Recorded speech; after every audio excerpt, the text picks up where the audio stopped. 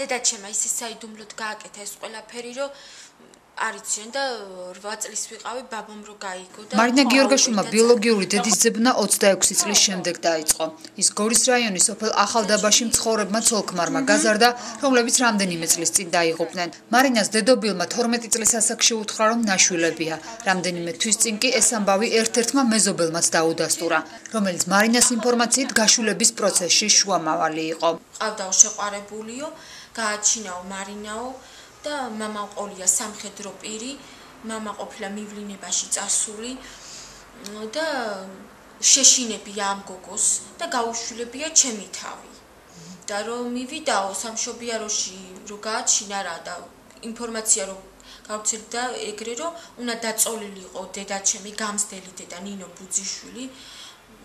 ეხლა მამის გვარზია და გიორგაშვილი. ეს ბიოლოგიური დედა იწვა 9 დღე ჩემზე მაშინ ეგრე ყოფილა და შემდეგ გამზდელი დედა და შენო მხოლოდ 1 დღე იყავი უდედოთო და ჩემი გამზდელი დედა რომ ისულა ამ სამშობიაროში ეკთნებს უთქვია ვაიმეო ლია დაბრუნდაო ბავშვი უნდა წაიყვანოსო და არაო ეს ის ქალია ვინც უნდა აიყვანოს ეს ბავშვი. მარინა გიორგაშვილი ირწმუნება რომ მისი ბიოლოგიური დედა ცხინვალის რეგიონში სოფელ თგრისში ცხოვრობს და შვილის არსებობის შესახებ მისთვის უცნობია. რადგან როგორც თავატყვება ლია ქოქოელს მოატყუეს რომ მისი გაშვილებული გოგონა რამდენიმე წელში დაიღუპა. მე მქონდა რუსული დაბადების მოწმობა, რომელიც ნოტარიუს ვათარგმნინე და იქ ეწერა, რომ მაჩის ბიუროში ვარ მე დარეგისტრირებული ცხინვალის გიორგაშვილი გოდერძი. უკვე გამზდელი მშობლების გვარზე და იქ არანაირი ინფორმაცია არ იქნებოდა ჩემი ბიოლოგიური დედის. იმიტომ ყველა კვალი წაშლილი იყო. მარინა გიორგაშვილმა დასახმარებლად ჯერ გორის გენდერულ რესურს ცენტრს, შემდეგ კი ახალგაზრდა იურისტთა ასოციაციის გორის ოფისს მიაკითხა. იურისტების შეფასებით საქმეში სამართალდამცავები უნდა ჩაერთონ, ოფიციალურად უნდა იქნეს შესწავლილი ეს საქმე და გამოიკოთოს მასში მონაწილე პირები. გასათვალისწინებელი არის ერთი ძალიან მნიშვნელოვანი გარემოება, რომელიც დაკავშირებული არის სისხლისამართლებრივ პასუხისმგებლობასთან, შვილადაყვანის საიდუმლოების გამჟღავნებასთან დაკავშირებით, იმიტომ რომ ეს არის დაჟადი ქმედება და წარმოადგენს შაულს. ეს საკითხი ალბათ მიზანშეწონილი არის, რომ სამართალდამცავი ორგანოების მიერ იქნეს კონკრეტულად გამოკვლეული და შესაბამისად იქნეს მიღებული გადაწყვეტილება.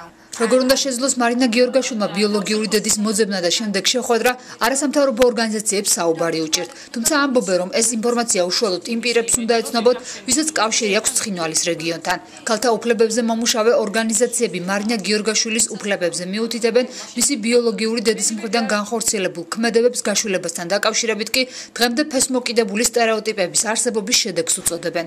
რადგან ლია ქოქოევმა როგორც მარინა გიორგაშვილი ყვება, ორსულობა სწორედ იმ მიზეზით დამალა, რომ ოჯახი აღარ მიიღებდა.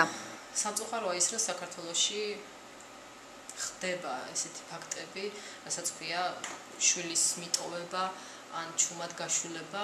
რა არის ამისი მთავარი მიზეზი? მთავარი მიზეზი ალბათ არის საზოგადოებრივი აზრი და დამოკიდებულება იმ ქალის მიმართ, რომელიც ქორწინების გარეშე აჩენს ბავშვს და ფაქტიურად განაჩენი აქვს გამოტანილი.